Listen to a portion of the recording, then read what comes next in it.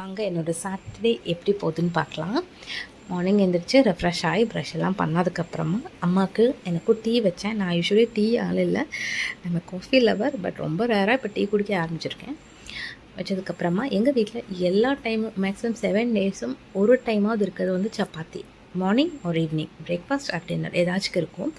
And அதுக்கு கறி வைக்கிறது ஒரு பெரிய வேலை. ஸோ இன்றைக்கி வந்து சோயா சங்க்ஸ் வச்சிடலான்னு ஒரு சைடு அதுவும் வச்சிட்ருக்கேன். இங்கே லஞ்சுக்கு தம்பி இருக்க மாட்டாங்க, நானும் அம்மா தான். எங்கள் 2 பேருக்கும் கைப்பக்காய் மீன் பாவக்காய் ரொம்ப பிடிக்கும். ஸோ அது புளிக்குழம்பு வச்சிட்ருந்தேன். நம்ம வீட்டுக்கிட்ட இந்த ரெகுலராக வர இந்த வண்டியில் தான் நான் வேண்ட வெஜிடபிள்ஸ் வாங்கிக்குவேன். அதாவது ஆனியன், டொமேட்டோ அந்த மாதிரி அர்ஜென்ட்டுக்கு வேண்ட எல்லாம் வாங்கி வச்சுக்கிறது. ஸோ அதெல்லாம் வாங்கி வச்சுட்டு எல்லோரும் போனதுக்கப்புறமா கொஞ்ச நேரம் உட்காந்துட்டேன் ரிலாக்ஸாக. அப்போ ஆன்ட்டி வந்திருந்தாங்க. ஸோ மேலே போய் முருங்கை இலை, நம்ம வீட்டுக்கு மேலே மாடிக்க போனாலே இந்த முருங்கை இலை இருக்குது. ஸோ எல்லாம் பறிச்சுட்டு அவங்க ஒரு 1/2 hour நாங்கள் பேசிட்டு போயாச்சு. அதுக்கப்புறமா தான் வந்து வாங்கின காயெல்லாம் நல்லா க்ளீன் பண்ணி கொஞ்சம் ட்ரை ஆகட்டும்னு எடுத்து வச்சாச்சு.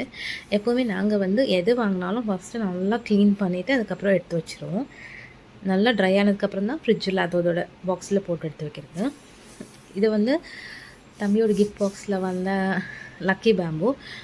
ஸோ அது ஃப்ரண்ட்டிலே வச்சிடலான்னு அதை வச்சுட்டு நான் பக்கத்துலேயே ஒரு ஜக் வாட்டரும் வச்சுருது. டக்குன்னு யாராவது வரும்போது இல்லை நம்ம வீட்டுக்கு யாராவது வரும் டக்குன்னு இந்த தண்ணி எடுத்து கொடுத்துடலாம்ல, அதனால் இல்லை நமக்கே வேணும் சோம்பேறித்தனமாக இருக்குது நைட் டைமில் கிச்சனுக்கு போய் குடிக்கணுங்கிறதுக்கு வர இது வச்சுக்கிறது.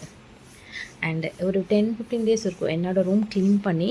அப்படின்னா டெய்லியும் க்ளீன் பண்ணுறது இருக்குது, டஸ்டிங்கும் மாப்பும் பண்ணுவோம். ஆனால் ஃபுல்லாக ரொட்டீனாக க்ளீன் பண்ணி ஒரு 15 டேஸ் இருக்கும். ஸோ க்ளீன் பண்ண ஸ்டார்ட் பண்ணியாச்சு.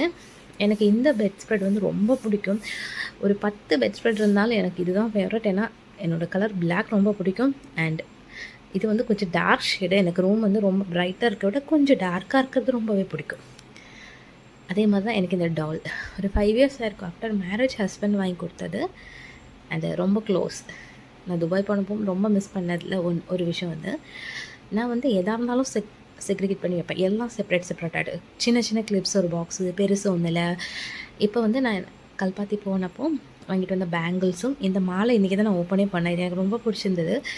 கிருஷ்ணனோட புல்லாங்குழலும் தலையில் வைக்கிற கிரீடம் 2 கை மட்டும் கொஞ்சம் டிஃப்ரெண்ட்டானாலும் அது வாங்கிட்டு வந்திருந்தேன்.